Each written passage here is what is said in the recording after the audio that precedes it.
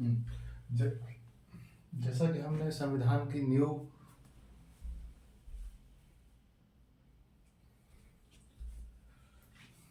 जैसे कि हमने संविधान की न्यू चार्टर एक्ट के बारे में समझते हैं। चार्टर एक्ट वह विनियम जो कंपनी के केवल व्यापारिक एवं सुरक्षा संबंधी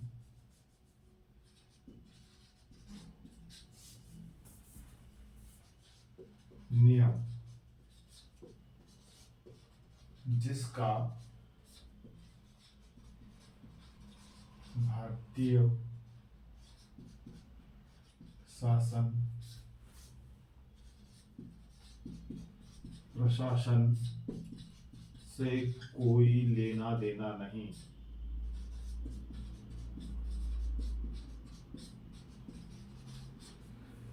चार्टर एक्ट वह विनियम जो कंपनी के केवल व्यापारिक एवं सुरक्षा संबंधी नियम है जिसका भारतीय शासन प्रशासन से कोई लेना देना नहीं है। केवल दो चार्टर आए,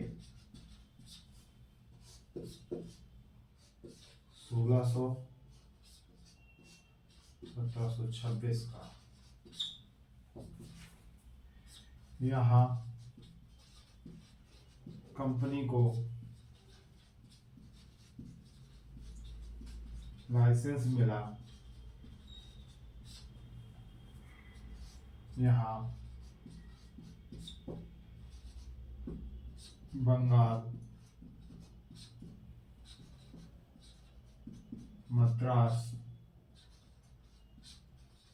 मुंबई में व्यापार हेतु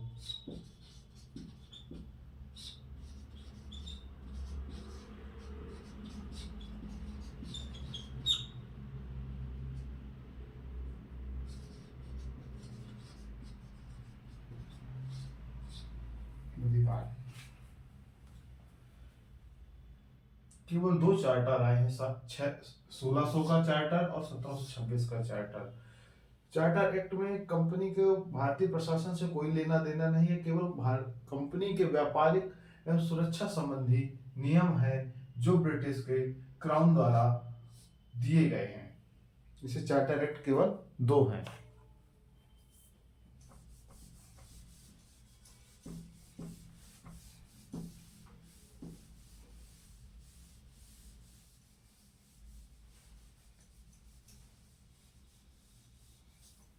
अब समझते हैं रेगुलेटिंग एक्ट क्या है।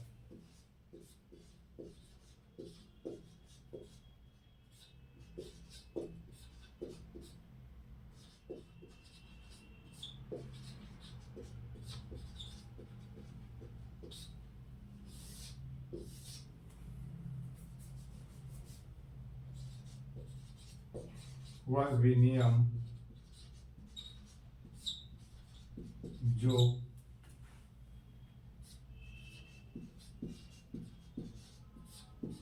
कंपनी को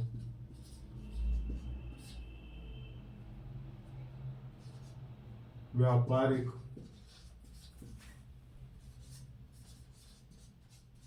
प्रशासनिक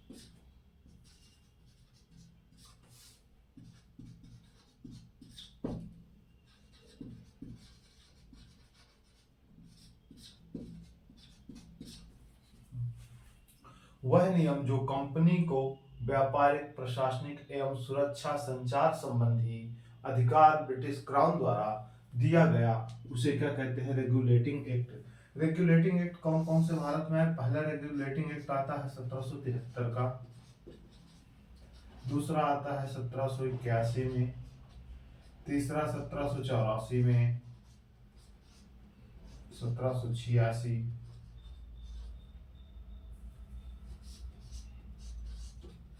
1793, 1813, 1833, 1853 और 1858।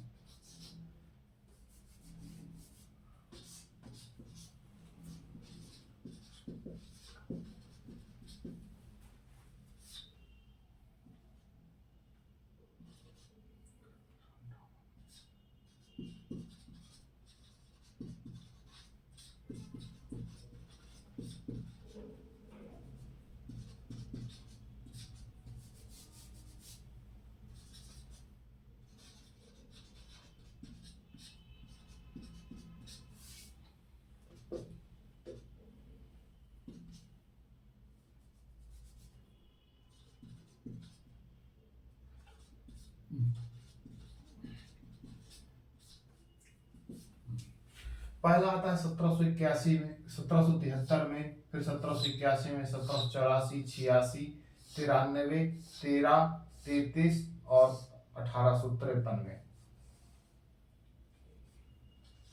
अब इन एक्टों की क्या रूपरेखा है, क्या अवधारणा और क्या प्रभाव और क्या निष्कर्ष, इसके बारे में हम समझते हैं। आखिर ये रेगुलेटिंग एक्ट लाए क्यों गए? ब्रिटिश क्राउन को इसकी क्या जरूरत हुई? पहले हम समझते हैं कि ब्रिटिश क्राउन है क्या। क्राउन मतलब ताज। ताज वह एक जीवंत प्रक्रिया जो हमेशा सदैव रहेगी। राजा वह प्रक्रिया है जो एक निश्चित समय के लिए एक व्यक्ति विशेष होगा, वो राजा होगा। और क्राउन वह पद्धति है जो सदैव किसी व्यक्ति के ऊपर एक सिरमौर की भांति, मुकुट की भांति हमेशा अनिश्चित काल के लिए रहेगी, जो ब्रिटिश के लिए एक स्वर्णिम संस्था है क्राउन। क्या है?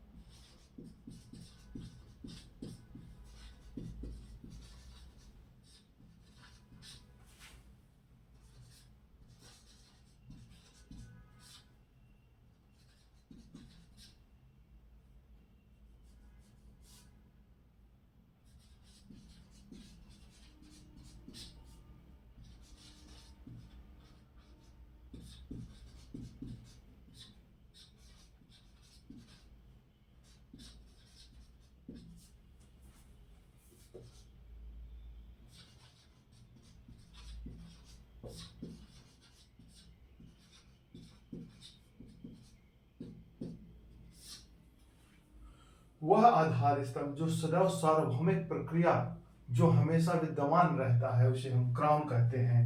राजा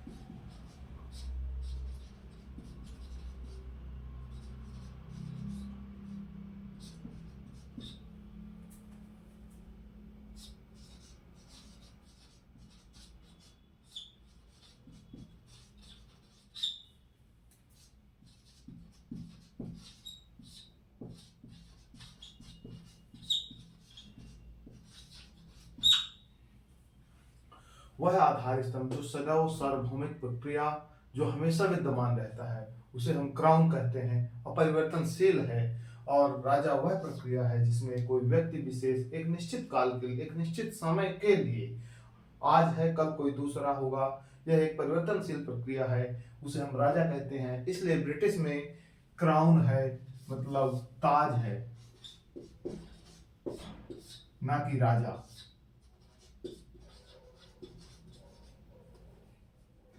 ना कि राजा।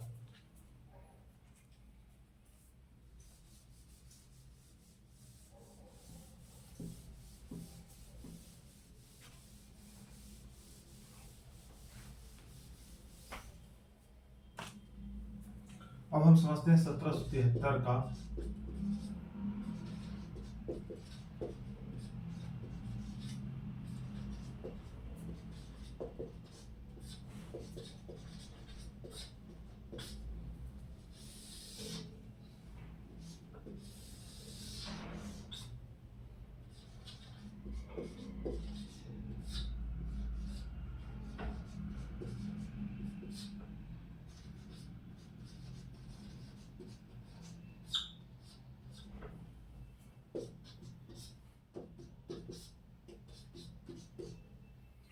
कारण क्या है कि रेगुलेटिंग एक्ट क्यों लाया गया।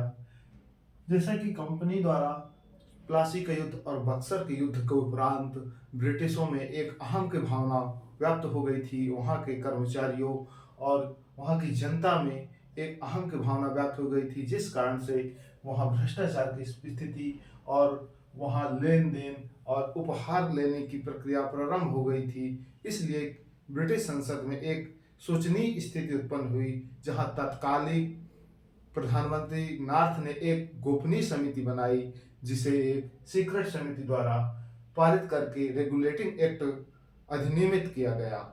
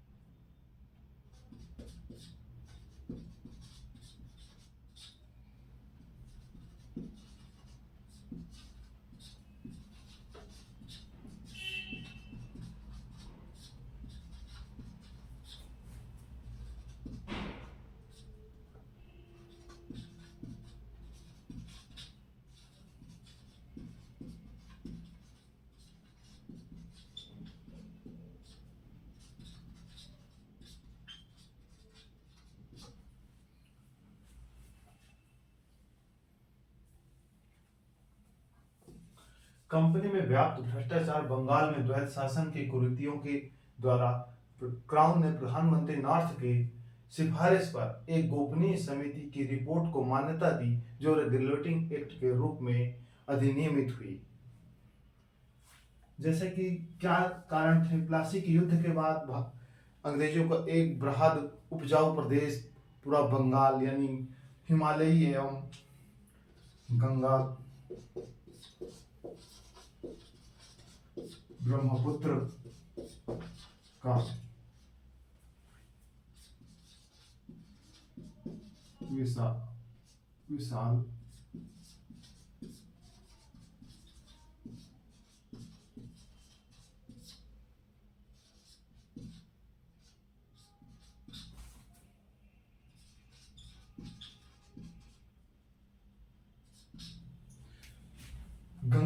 ब्रह्मपुत्र का विशाल उपजाऊ प्रदेश प्राप्त हुआ, जिसके कारण उनके रेवेन्यू में, राजस्व में बृहद बढ़ोतरी हुई। और वहां के ब्रिटिश के नागरिकों ने देखा कि एक विशाल उपजाऊ प्रदेश, एक उत्पादित मतलब एक संसाधन हमको गॉड द्वारा गिफ्ट मिला है, और वहां की प्रजा के द्वारा निरंतर मांग के कारण कंपनी के एकाधिकार को समाप्त करने, मतलब कंपनी के एकाधिकार में अंकुश या नियंत्रण करने के लिए ब्रिटिश क्राउन ने एक अधिनियम पारित किया, जिसे रेगुलेटिंग एक्ट 1773 कहा गया, जिसमें भारत के कार्यपालिका का उदय हुआ।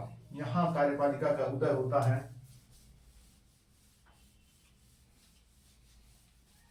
बंगाल के गवर्नर को भारत के मतलब मद्रास और मुंबई के गवर्नर,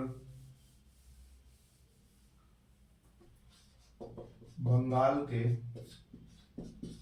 गवर्नर को मद्रास एवं मुंबई में नियंत्रण का अधिकार प्राप्त हुआ।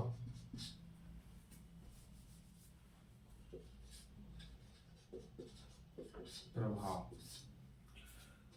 रेगुलेटिंग एक्ट पारित होने के कारण बंगाल के गवर्नर को मद्रास और मुंबई के नियंत्रण का अधिकार प्राप्त हुआ।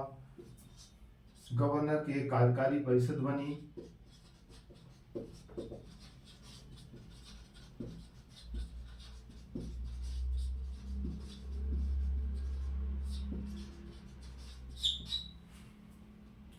जिसमें 4 सदस्य,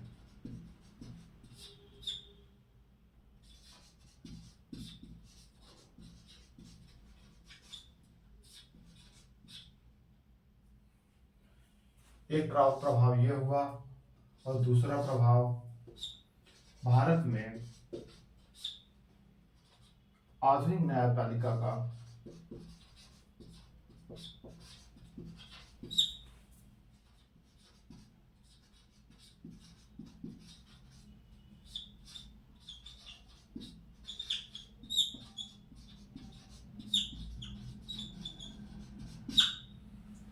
भारत में आधुनिक न्यायपालिका का उदय हुआ।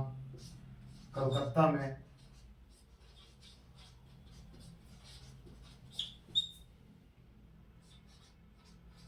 सर्वोच्च न्यायालय,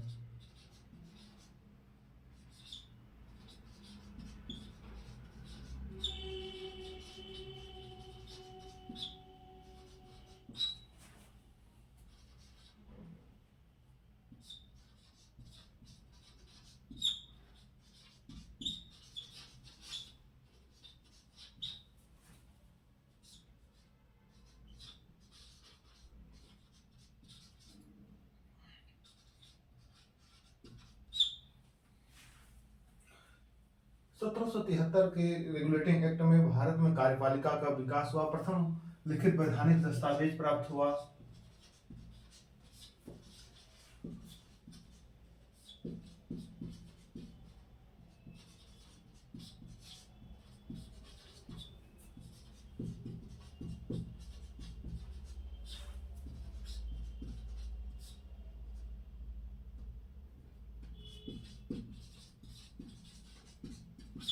अब तक केवल कंपनी को केवल व्यापारिक अधिकार प्राप्त थे।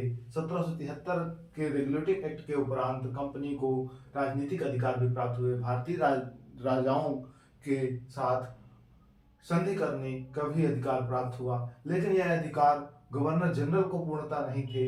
उसके पहले कंपनी के निदेशकों को यह अधिकार था। बोर्ड ऑफ डायरेक्टर को यह अधिकार प्राप्त थे।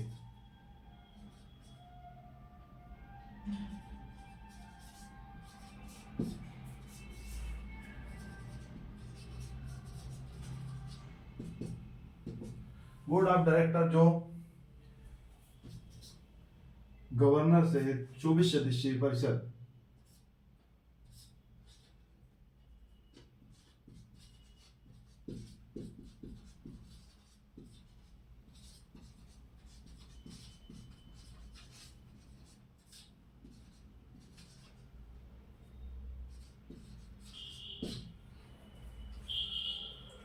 1773 के रेगुलेटिंग एक्ट ने पूर्णतः भारत को ब्रिटिश प्रशासन के सामने रख दिया। अब आता है 1781 का रेगुलेटिंग एक्ट। 1773 के रेगुलेटिंग एक्ट से पूर्णतः शासन में सुधार न हुआ, जिसको देखते हुए ब्रिटिश गवर्नमेंट ने 1771 में एक संशोधनात्मक अधिनियम प्रस्तुत किया। हालांकि पहले 20 वर्षों के लिए यह अधिनियम पारित करने का प्रावधान बनाया गया था, लेकिन कंपनी में व्याप्त कुरीतियों को दूर करने के लिए पुनः 1781 में रेगुलेटिंग एक्ट लाया गया, जिसका केवल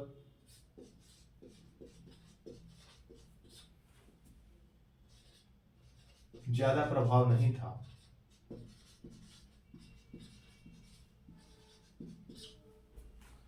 प्रभाव केवल कार्यपालिका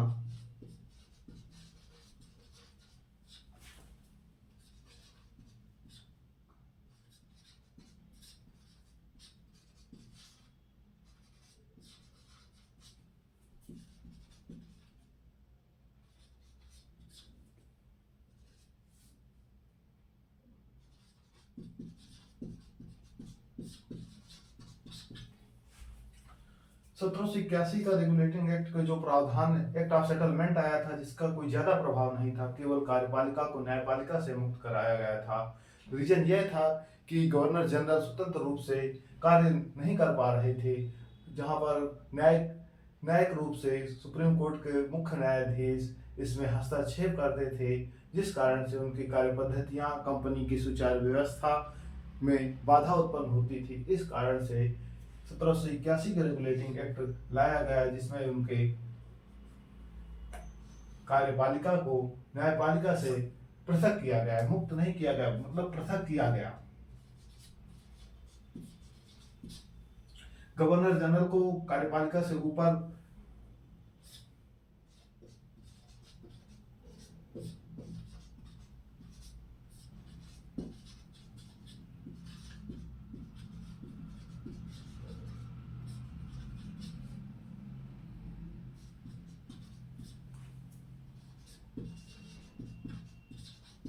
गवर्नर जनरल को कार्यपालिका से ज्यादा प्रधानता दी गई।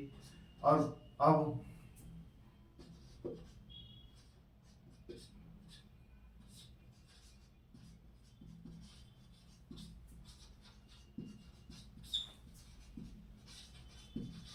क्षेत्रीय कार्यपालिका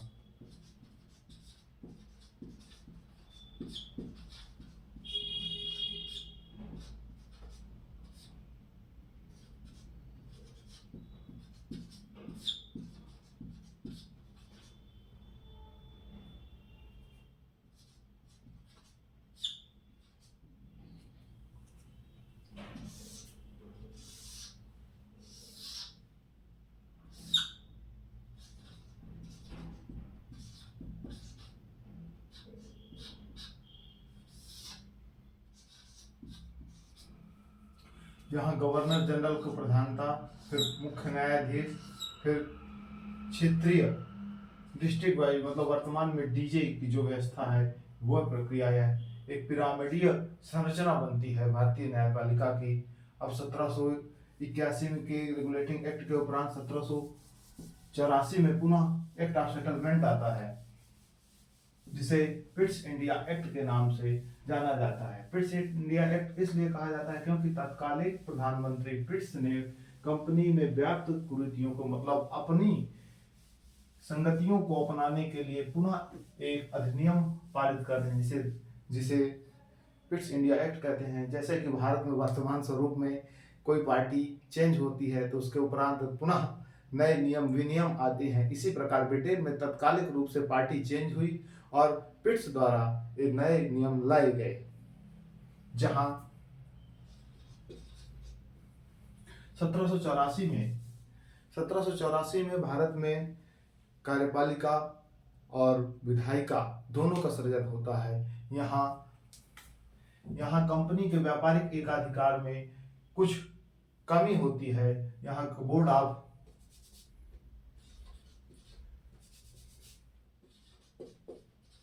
बोर्ड ऑफ डायरेक्टर्स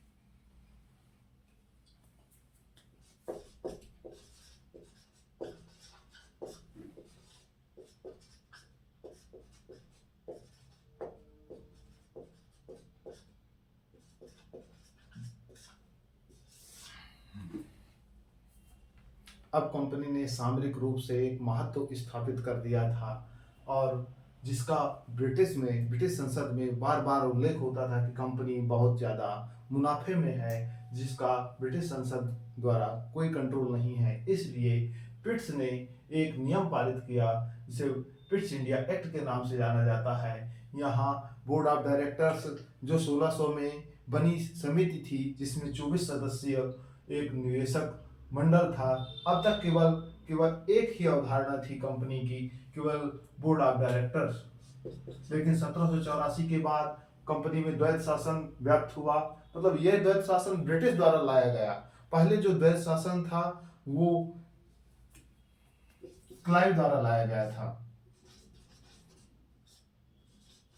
क्लाइव को द्वैत शासन और पिट्स का द्वैत शासन में यह अंतर है कि क्लाइव के द्वैत शासन में भारतीय स्थानीय राजाओं द्वारा वो प्रशासनिक एवं राजनैतिक सैन्य संबंधी अधिकार भारतीय राजाओं को थे, और लेकिन यहाँ कर संबंधी अधिकार कंपनी को थे, कंपनी के कर्मचारियों को थे। यह व्यवस्था क्लाइव के समय थी, लेकिन पिट्स इंडिया एक्ट के समय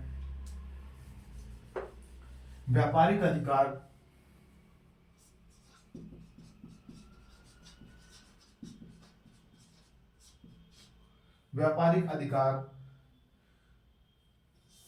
निदेशक बोर्ड को दिए, मतलब बोर्ड ऑफ डायरेक्टर्स को दिए गए। व्यापारिक अधिकार बोर्ड ऑफ डायरेक्टर्स को दिए गए, और प्रशासनिक और राजनीतिक अधिकार बोर्ड ऑफ कंट्रोलर को दिए गए, मतलब नियंत्रक मंडल को दिया गया। नियंत्रक मंडल 6 सदस्यीय समिति बनी, जिसका 6 सदस्यीय और 24 सदस्यीय, बीच में गवर्नर जनरल, दोनों ओर से द्वैत शासन व्याप्त था। निदेशक बोर्ड ऑफ कंट्रोलर के सदस्यों का चुनाव क्राउन के मतलब ब्रिटिश संसद द्वारा किया जाता था। बोर्ड ऑफ कंट्रोलर का चुनाव, जिसका यह दोनों समितियां ब्रिटेन में थी, ना कि भारत में। भारत में केवल एक ही कठपुतली शासन, मतलब बंगाल का गवर्नर था, जिसके समुचित शक्तियां बंगाल के गवर्नर को दी गई थी। यहाँ जो 4 सदस्यीय समिति कार्यकारिणी परिषद बनी थी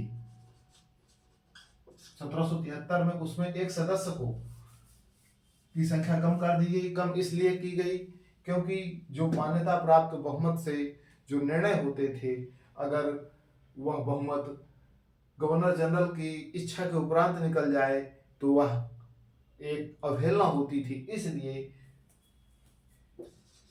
3+1, 3 सदस्य प्लस एक गवर्नर जनरल, जिसमें से अगर कोई भी अधिनियम, कोई भी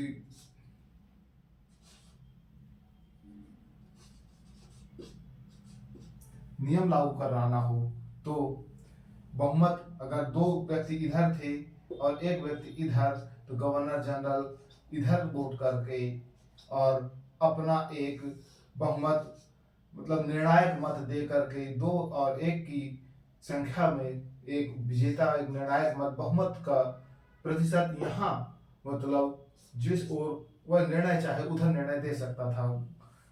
गवर्नर जनरल की ओर कोई दबाव नहीं था। गवर्नर जनरल को पूर्ण शक्तियां प्राप्त थी। अब आता है 1793 का रेगुलेटिंग एक्ट।